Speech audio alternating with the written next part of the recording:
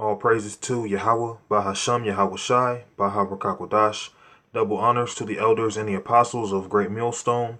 Salutations to all you true, sincere brethren out there, pushing out this purified truth, cleansing this wicked, defiled kingdom with the word, and to the rest of the church who believe as well. The water to Yahweh Shai, because without him, none of this would even be possible. Okay? This is Mark 4 and 17. Matter of fact, let's do 16. Mark 4 and 16. And these are they likewise, which are sown on stony ground, who, when they have heard the word, immediately receive it with gladness. So that goes into the honey. That goes into the good parts of the scriptures. The things that make you feel good.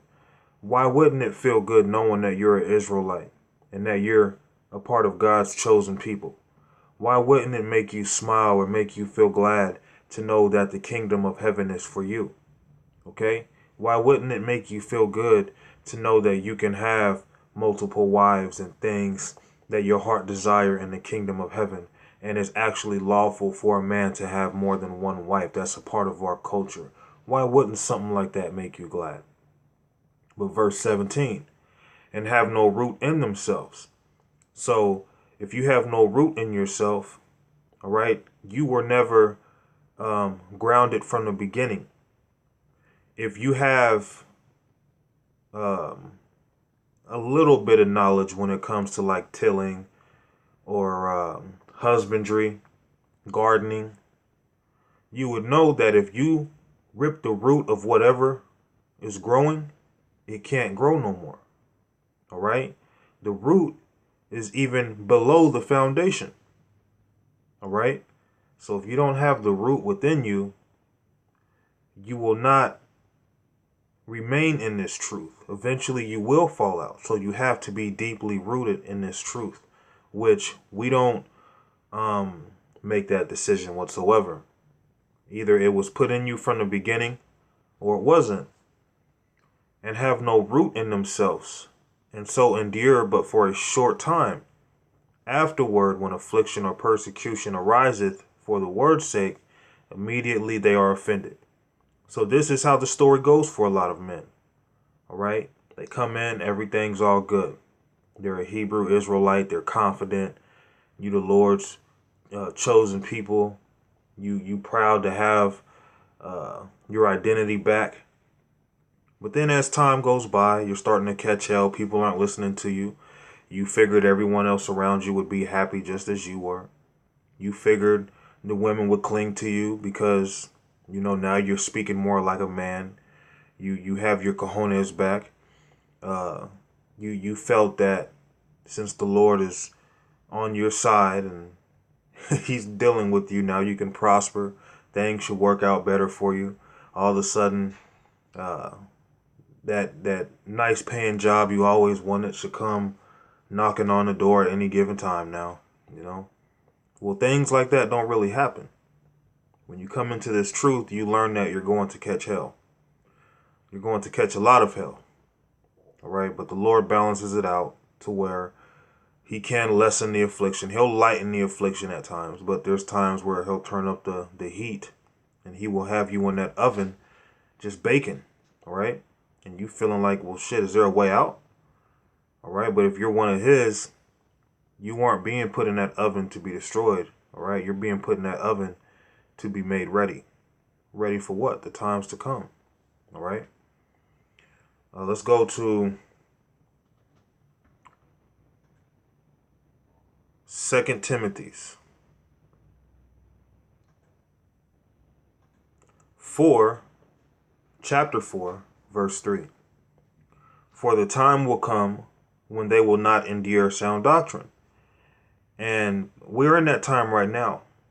So you have some who come into the truth. They received the word with gladness. They heard the doctrine. They're preaching the doctrine. But they don't endure it. Why? Because they're catching hell. Or, you know, the people around them are denying what they say. And they're not one to be more of a leader. They rather be a follower of this world. Because being in this truth Yes, we're taught by men. We have the elders and the apostles, men that we learn from. But this truth, the spirit of Yahweh Ba'ashem Yahushua is creating leaders.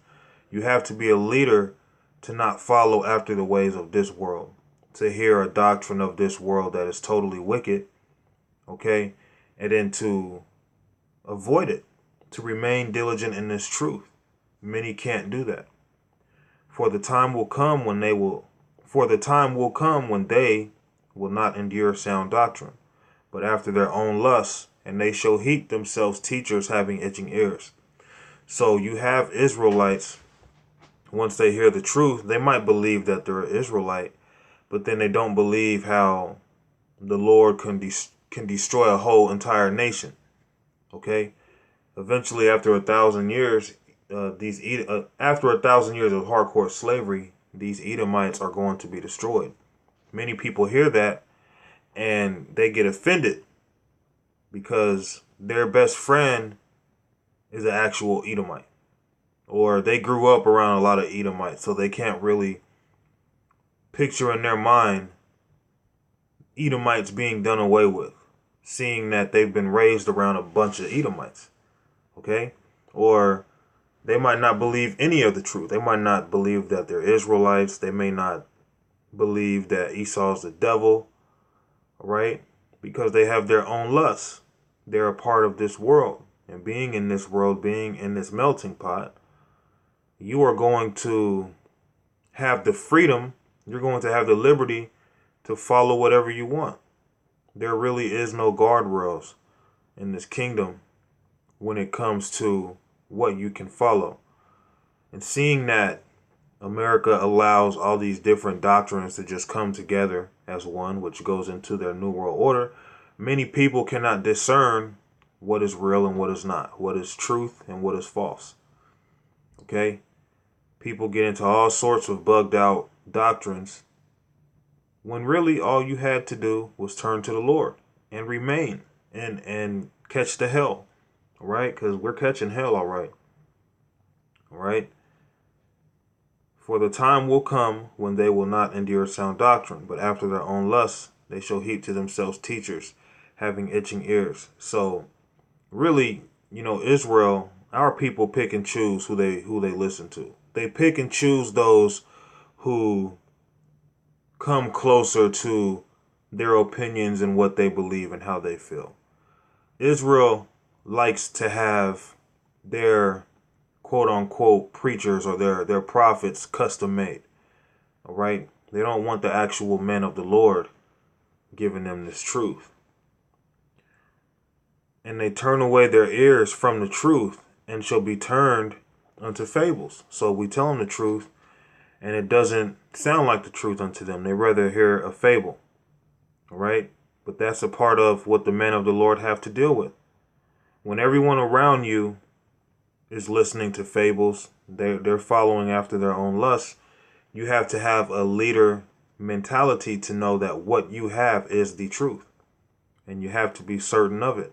And you have to understand that we are coming into the end times. Esau is about to seriously turn it up.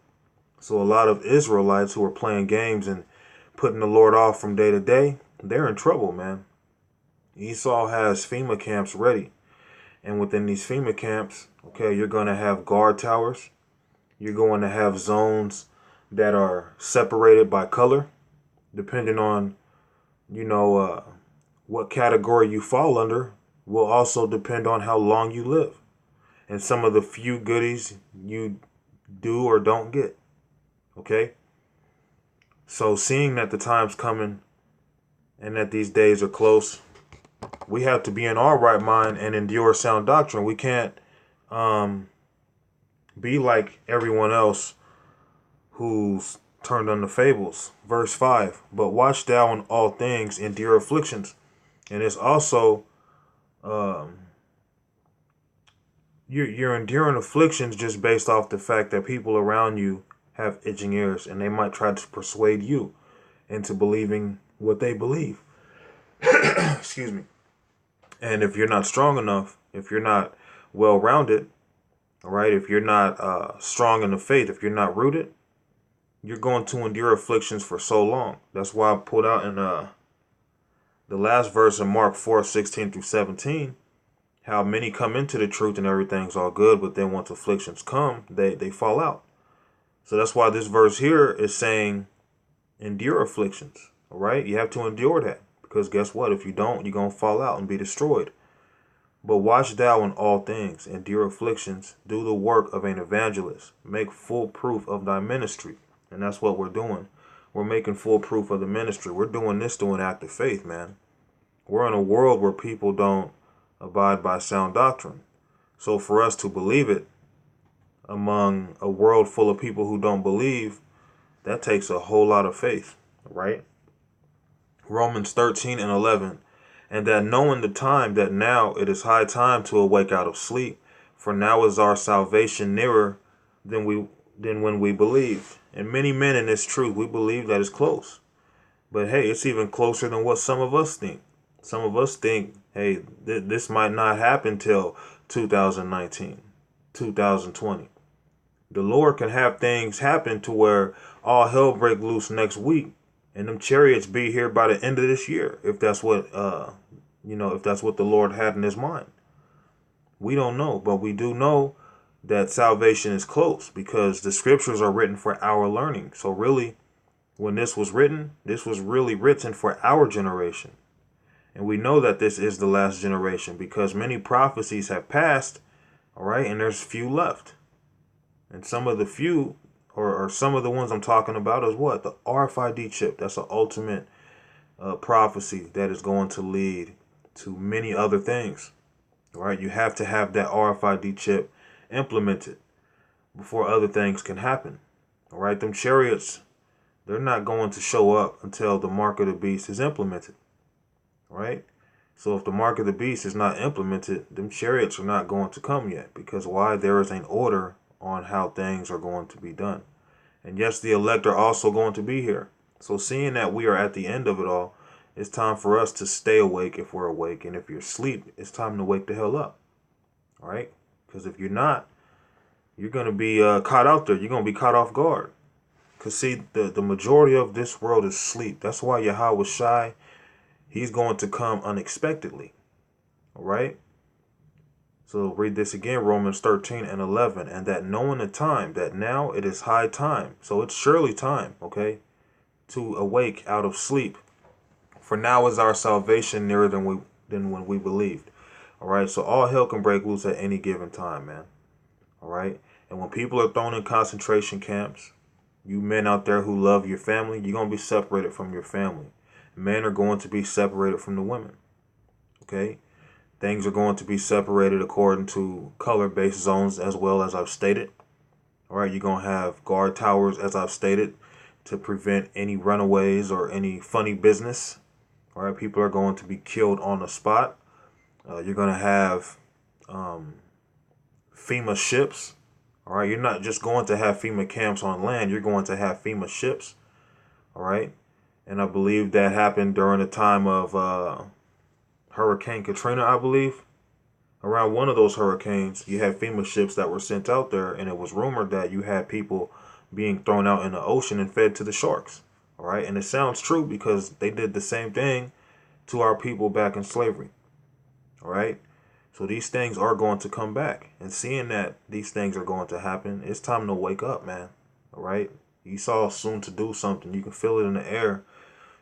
Things are changing, and today's my curse day. It felt awkward to me, but today's my curse day, and I didn't even acknowledge it. I got a text message, and somebody told me, happy curse day, as I'm going to say. And when they sent the text message, I was thinking to myself, wow, I didn't even realize it was my curse day, seeing that I don't acknowledge it.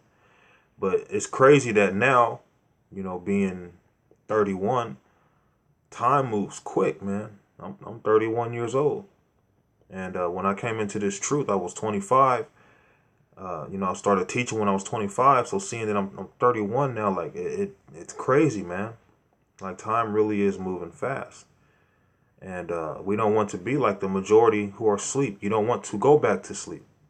All right, you want to labor. We'll get our rest in the kingdom.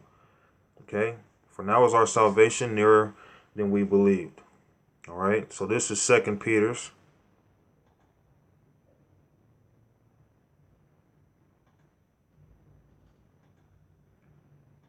Second Peter's 3:10.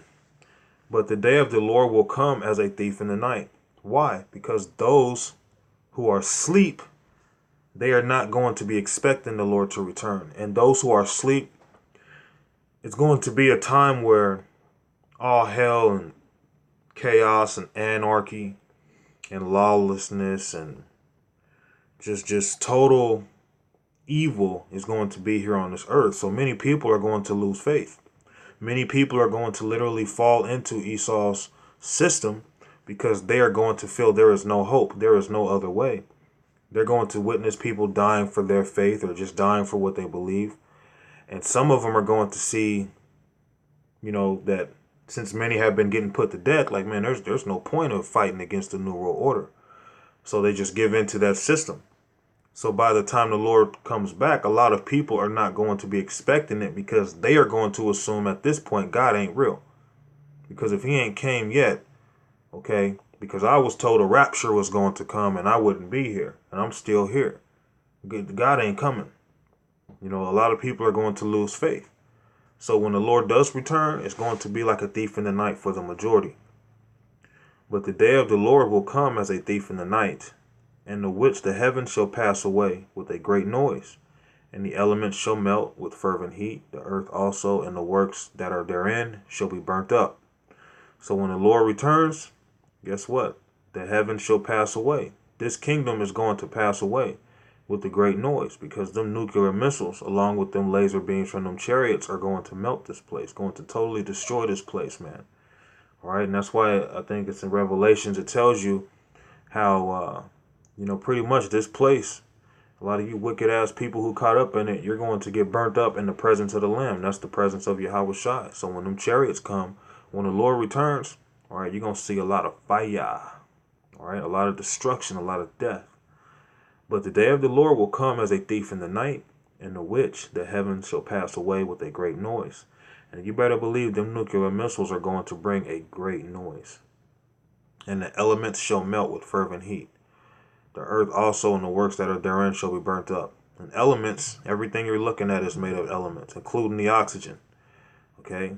People, buildings, grass, trees, everything is made of elements. All right? So everything that's on this land, when the missiles come, are going to be burnt up. Seeing then that all these things shall be dissolved, what matter of persons ought ye to be in all holy conversation and godliness? And when you're in holy conversation, you're awake. When you're in holy conversation, you're aware. Okay, you're not in a sleep state. Okay, you're open to what's really going on. Okay, you're sharpening. You're keeping yourself sharp, so to speak, when you have holy conversation, and not speaking of LeBron James or Michael Jordan all the damn time. Okay, so I'll close out with this last verse, and I'll end it here. So on this one, I'm going to go to 1 Thessalonians, and I believe it's 5, all right, and 3. 1 Thessalonians 5 and 3. For when they shall say peace and safety, then sudden destruction cometh upon them, as travail upon a woman with child, and they shall not escape. All right, so right now, it seems like we are in a state of peace. But then out of nowhere, all hell is going to break loose. All right, you're going to have secret militia. I really don't even know what to call them, because really when all hell breaks loose and in a time of martial law, it's not just going to be, as you would call, quote unquote, the military. All right, a lot of the military, a lot of them are just normal men. Okay, Esau has secret branches that he's going to bring out, and it's not only going to be an America thing. It's going to be global. So you're going to have a global militia. The whole world is going to be on lockdown. The whole world is going to be under this system. Okay? Because I believe through the Spirit that when this economy collapses, that's going to help bring in the mark of the beast, which is going to be a global thing. It's going to be a global breakdown. Okay? Not just here in America. Okay? And when it happens, it's going to happen suddenly out of nowhere. And also, when all hell breaks loose, you're going to have those people who may be in the FEMA camps who are told that everything's going to be okay. Just get on the vehicle. And some people are going to willingly just get on them vehicles and be sent off to a FEMA camp because they're told, hey, you're going to get fed 3 meals a day. We got TV, we got this and that. We're going to keep you safe from all the killing and death that's going on out here. People are going to be happy. Oh, yay, thank you so much. And then when they get there, then they realize once they're inside and, you can't go back outside because now you're locked inside out. You're going to see a long line of people lining up to receive that chip. And you're going to have people getting beheaded, all right, by guillotines. You're going to have rooms, instead of like gas chambers, you're going to have, how would you call it? Rooms that are like ovens where people are going to be burned up. You're going to have conveyor belts for people that probably lead people to some kind of death chamber. All right, like sheep, like how you would do cattle. All right, so these things are going to happen, and it's going to be an evil that people cannot escape. Why? Because the Lord is angry. And for those of you who are mocking us now, the Lord is not going to deliver you in them days. Great fear is coming to this world. All right. For when they shall say peace and safety, like Trump is doing, all right, then sudden destruction cometh upon them as travail upon a woman with child, and they shall not escape. So when travail comes upon a woman that's pregnant, it's random, all right? It's unexpected when them birth pains happen. Verse 4, but ye, brethren, are not in darkness, that day should overtake you as a thief. So the Lord already said, what was that verse? I think it's in Isaiah, that when he returns, all right, he's going to do a lot of slaying. All right, he's going to do a lot of killing. And we expect these things to happen. We're looking forward to the day of the Lord. But many people are thinking the Lord is going to return and be passive and nice and just welcoming. For a lot of you, the Lord is going to return as a thief in the night, which means you're going to be caught off guard. You're going to get robbed. All right, the Lord's coming to take you out, man. But for those of us who are expecting that thief, it's kind of like we're hidden from the thief, from the destruction of the thief. Because a thief may not just break into your house just to steal. A thief can break into your house and kill as well. Okay? So the Lord, when he returns, is going to be like a thief for the majority, but not for the elect, because we are expecting the Lord. And we are going to hold on to our faith, Lord willing, if we be those men, until the day of the Lord comes. And he returns like a thief in the night for the majority, but we expect his return. Right? That's what we are looking forward to. We have to be delivered up out of this hell. So I'll read verse 4 again. 1 Thessalonians 5 and 4. But ye, brethren, are not in darkness, that day should overtake you as a thief. All right? So we're awake. We're aware. We're not like those who sleep. All right? Because salvation is nearer than what most of you people believe. All right? And you have idiots who are falling out this truth because they can't endure. All right? They want to be followers of this world and not followers of Yahweh Shai. All right? But ultimately, everybody follows the path they were allotted to. So, Kahala Yahweh, Bahasham Yahweh Shai, Shalom.